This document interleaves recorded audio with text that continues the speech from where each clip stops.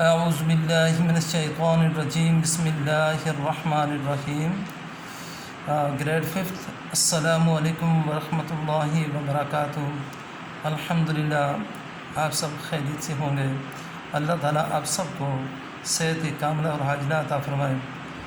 اللہ تعالیٰ کے فضل و کرم، اس کے خاص کرم نوازی کے بلبوتے پر ہم اپنی تعلیم کا سلسلہ آن لائن کلاسز کے ذریعے جاری ساری رکھے ہوئے ہیں۔ الحمدللہ ہمارے 2 ہینڈ آؤٹ پہلے ہو چکے ہیں، یعنی 2 سبق ہم جو ہے اور کچھ حدیثیں، قرآنی دعا اور سورت ہم پڑھ چکے ہیں۔ آج کے لیکچر میں انشاءاللہ العزیز ہم سبق نمبر 3 غزوہ بدر کو پڑھیں گے۔ تو آپ سب اپنی اپنی کتابیں نکال لیجئے گا اور پیج نمبر 28 پہ نکال لیں جی۔ پیج نمبر 28 سبق کا نام ہے بیٹے غزوہ بدر، اور سبق نمبر جو ہے یہ بک کے اس اعتبار سے 9 سبق ہے، یہ دیکھ لیجیے گا، ٹھیک ہے بیٹے۔ اچھا، اب اس سبق کے پڑھنے کا مقصد کیا ہے بیٹے، وہ میں آپ کو بتا دوں کہ اس سبق کو پڑھنے کے بعد ہمیں یہ معلوم ہو جائے گا کہ غزوہ کس کو کہتے ہیں، پھر غزوہ کو غزوہ بدر کیوں کہتے ہیں، پھر اس کے اسباب کیا تھے، یعنی اس غزوہ کے، پھر اس کے مقاصد اور نتائج، ان سے ہم جو ہے نا آگاہ ہو جائیں گے۔ یعنی یوں سمجھیے کہ غزوہ بدر سے متعلق ہر قسم کے معلومات اس سبق کو پڑھنے کے بعد ہمیں حاصل ہو جائیں گی۔ تو اب ہیڈنگ دیکھیں غزوہ بدر۔ اب یہ 2 لفظ ہیں بیٹے، ایک ہے غزوہ اور دوسرا ہے بدر۔ غزوہ کس کو کہتے ہیں بیٹے؟ غزوہ ایک جنگ کو کہتے ہیں، اور وہ کون سی جنگ ہے کہ جس میں نبی پاک صلی اللہ تعالیٰ علیہ وسلم نے خود شرکت کی ہو، یعنی آپ ہی کی قیادت میں، آپ ہی کے سپہ سالاری میں آپ ہی اس جنگ کی قیادت کر رہے تھے، تو اس لیے اس جنگ کو غزوہ کہتے ہیں، ٹھیک ہے نا بیٹے۔ اور بدر ایک میدان ہے جو تقریباً 125 کلومیٹر جو ہے مدینہ سے دور ہے، جس کو ہم 80 میل بھی کہہ سکتے ہیں۔ 80 میل کے فاصلے پر ایک وادی ہے، یا میدان بھی کہہ سکتے ہیں، اس کا نام جو ہے نا یہ بدر ہے۔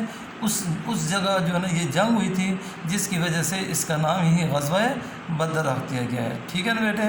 اب آگے چلیں گے۔ غزوہ سے مراد وہ جنگ ہے جس میں حضرت محمد صلی اللہ علیہ وسلم نے خود شرکت فرمائی، جبکہ وہ جنگ جس میں حضور علیہ السلام نے خود شرکت نہیں فرمائی بلکہ کسی صحابی کو سپہ سالار بنا کر بھیجا، اسے سریہ کہتے ہیں۔ اب یہ 2 چیزیں آپ کے سامنے آگے بیٹھی، یہ خاص طور پر یاد رکھیے گا، ایک ہے غزوہ اور دوسری ہے سریہ، یہ 2 لفظ ہیں، ٹھیک ہے نا بیٹے۔ غزوہ اس جنگ کو کہتے ہیں جس میں آپ صلی اللہ علیہ وسلم نے خود شرکت کی ہو، اور جس میں آپ نے شرکت نہ کی ہو بلکہ کسی دوسرے صحابی کی قیادت میں، سپہ سالاری میں مسلمانوں کا ایک جماعت یا ایک چھوٹا سا لشکر دشمن کے ساتھ لڑنے کے لیے یا جہاد کرنے کے لیے بھیجا ہو، اس کو سریہ کہتے ہیں۔ تو یہ فرق ہے غزوہ اور سریہ کا، ٹھیک ہے نا بیٹے۔ آگے چلیں۔ غزوہ بدر مسلمانوں اور کافروں کے درمیان میں پہلا بڑا معرکہ ہے، جو مدینہ سے تقریباً 125 کلومیٹر کے فاصلے پر بدر نامی ایک میدان میں ہوا تھا۔ اس غزوہ میں حضور علیہ السلام خود شریک ہوئے، اس لیے اسے غزوہ بدر کہتے ہیں، معاف کیجیے گا۔ اچھا، یہ بات یاد رکھیے گا بیٹے، جب مسلمان مکہ میں تھے تو وہاں پر مسلمان اقلیت میں تھے، تو اس لیے جو کافر ان پر ہر قسم کا ظلم و ستم کیا کرتے تھے، جس کی وجہ سے اللہ تعالیٰ نے بھی اور حضور علیہ السلام نے بھی مسلمانوں کو ہجرت کرنے کا حکم دے دیا۔ جب مسلمان ہجرت کر کے مکہ سے مدینہ چلے گئے تو وہاں بھی کفار نے ان کو آرام اور سکون سے نہ رہنے دیا، ٹھیک ہے نا بیٹے۔ تو چنانچہ 2 ہجری میں جو ہے یہ غزوہ ہوا تھا، جس کو غزوہ بدر کہتے ہیں، اور یہ بدر نامی ایک میدان میں، یہ وادی کہتے ہیں، وادی بدر بھی کہتے ہیں، میدان بدر بھی کہتے ہیں، وہاں ہوا تھا۔ کیونکہ اس غزوہ میں حضور علیہ السلام بنفس نفیس شریک ہوئے تھے، اس لیے اس کو غزوہ بدر کہتے ہیں۔ مسلمانوں کے مکہ سے مدینہ ہجرت کرنے کے بعد بھی کفار مکہ نے مسلمانوں کو امن و چین سے نہ رہنے دیا۔ جیسے میں نے ابھی بتایا کہ جب مسلمان ہجرت کر کے مکہ سے مدینہ چلے گئے تو وہاں بھی کفار نے ان کا پیچھا کیا اور ان کو وہاں امن و سکون کے ساتھ رہنے نہ دیا۔ کفار نے مدینہ کے آس پاس کے علاقوں پر حملے کر کے مسلمانوں کے مال و مویشی لوٹنا شروع کر دیے۔ اچھا انہوں نے کیا کیا؟ مختلف قسم کے اسباب تھے نا بیٹے۔ ایک سبب آپ کو یہ بتا رہے ہیں کہ جب مسلمان مدینہ گئے تو کفار کیا کرتے تھے، جو مدینہ منورہ کے ارد گرد کی آبادیاں تھیں یا جو علاقے تھے وہاں مسلمانوں کی چرگاہیں ہوا کرتی تھیں، مسلمان آتے جاتے رہتے تھے، مختلف قسم کی کام کاج کیا کرتے تھے۔ تو وہاں پر کفار نے کیا کہ وہاں پر حملے کر کے ان کے مال مویشی کو لوٹنا شروع کر دیا، ان کی املاک کو نقصان پہنچانا شروع کر دیا، جو لوگ وہاں ملتے ان پر ظلم و ستم کرنا شروع کر دیا۔ تو اس طرح کی انہوں نے حرکات و سکنات کا مظاہرہ کرنا شروع کر دیا۔ پھر کیا ہوا؟ مکہ والوں کی آمدنی کا بہت بڑا ذریعہ ملک شام کی تجارت تھا۔ اچھا اب یہ بات یاد رکھیے گا کہ جو مکہ والے تھے قریش مکہ، ان کی تجارت کا زیادہ تر ذریعہ وہ ملک شام تھا، کہ یہ مکہ سے شام کو سامان لے کے جاتے تھے ملک شام، اور پھر وہاں سے اٹھاتے تو مکہ لے کر آتے تھے۔ تو ان کی آمدنی کا بہت بڑا ایک ذریعہ ملک شام کی تجارت تھی، اور جنگی اخراجات بھی اسی تجارت سے پوری کیے جاتے تھے۔ تو جنگی اخراجات جتنے بھی تھے نا بیٹے، وہ تقریباً زیادہ تر یوں کہتے ہیں وہ اسی تجارت سے جو فائدہ حاصل ہوتا تھا وہ اس میں استعمال کرتے تھے، اخراجات میں، جنگی اخراجات میں۔ اچھا اس لیے ان کی تجارتی قافلوں کا راستہ روکنا ان کے جنگی حربوں سے بچنے کے لیے انتہائی ضروری تھا۔ لہٰذا ان کا جو راستہ تھا نا بیٹے، ان کو روکنا جو ہے یہ جنگی حربوں سے بچنے کے لیے انتہائی ضروری اور لازمی تھا، تاکہ مسلمان اگر ان کا راستہ روک لیتے تھے نا بیٹے تو ان کی تجارت بند ہو جاتی۔ جب تجارت بند ہو جاتی تو پھر ان کے لیے لڑنا جھگڑنا یا باقی معاملات کو طے کرنا یہ انتہائی مشکل تھا۔ شام کی تجارت آمدنی کا ایک ایسا ذریعہ تھا کہ جس کا بند کرنا قریش کو کسی طرح بھی گوارا نہ تھا۔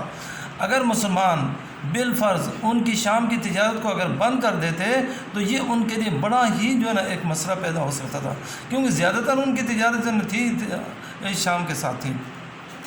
جب قریش کے تجارتی قافلوں کا راستہ روکنے مسلمانوں کے لیے اس اعتبار سے بھی ضروری تھا کہ مسلمانوں کے مکہ سے چلے جانے کے باوجود کفاروں نے ہر طرح سے مٹانے کے لیے اس تجارت سے ہر طرح کی مالی امداد کرتے تھے۔ اچھا اب مسلمانوں کے لیے یہ بہت ضروری تھا نا بیٹے کہ وہ ان کے اس تجارتی قافلے کو روکیں یا اس ذریعہ آمدنی کو روکیں، کیونکہ یہ بہت ضروری تھا مسلمانوں کے لیے کہ اگر وہ اس کو نہیں روکتے تو پھر وہ کیا کرتے ہیں، ہر وقت سامان حرب یا اسلحہ یا دوسری چیزیں جو جنگ میں استعمال ہوتی تھی ان کو وہ خریدتے رہتے تھے۔ اس لیے بھی مسلمانوں کے لیے یہ تجارتی قافلے کا راستہ روکنا انتہائی ضروری اور لازمی تھا۔ ہجرت کے دوسرے سال کا واقعہ ہے کہ قریش مکہ کا سردار ابو سفیان ایک بہت بڑا تجارتی قافلہ لے کر ملک شام روانہ ہوا۔ جب یہ قافلہ واپس مکہ کی طرف لوٹ رہا تھا تو حضور علیہ السلام نے صحابہ کرام سے فرمایا۔ تو ہجرت کے دوسرے سال کا واقعہ بیٹے کہ ابو سفیان کی سربراہی میں قریش مکہ کا ایک بہت بڑا قافلہ جس کی صرف حفاظت کے لیے تقریباً 30 یا 40 افراد موجود تھے، اور اس کے پاس تقریباً 5000 درہم کا وہ سامان تھا۔ تو اور دوسری بات یہ کہ قریش مکہ کا ہر گھر تقریباً اس تجارت میں وہ شامل تھا۔ تو اس لیے بھی یہ تجارت ان کی کا راستہ روکنا مسلمانوں کے لیے انتہائی ضروری تھا۔ اسی لیے حضور علیہ السلام نے صحابہ کرام سے فرمایا، کیا فرمایا؟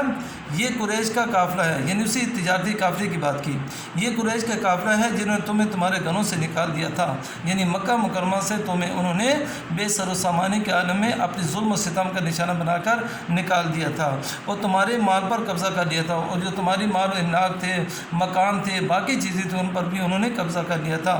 چلو شاید اللہ تعالیٰ اس کا بدلہ تم کو دلا دیں، ہو سکتا ہے کہ اللہ تعالیٰ اس کا بدلہ تمہیں عنایت کر دے اور اسلام کے غلبے کا سبب بنے۔ تو اس لیے جو ہے نا یہ جب صحابہ کرام نے حضور علیہ السلام کی بات سنی تو وہ جو ہے نا فوراً جو نکل پڑے. تو کسی کے پاس تلوار تھی تو تلوار ہی لے کے نکلا، کسی کے پاس نیزہ تھا وہ نیزہ لے کے نکلا، کسی کے پاس سواری تھی تو سواری لے کے نکلا، جس کے پاس نہیں تھی کچھ نہیں، خالی ہاتھ بھی نکلے. تو تقریباً یہ 313 مسلمان تھے جو ان کا راستہ روکنے کے لیے نکلے جو ہے نا. لیکن آگے سے جو ہے نا حالات یکسر تبدیل ہو گئے تھے. وہ انشاءاللہ العزیز میں دوسری ویڈیو میں آپ کے سامنے شیئر کروں گا. آج کے لیے اتنا ہی کافی ہے. فی امان اللہ.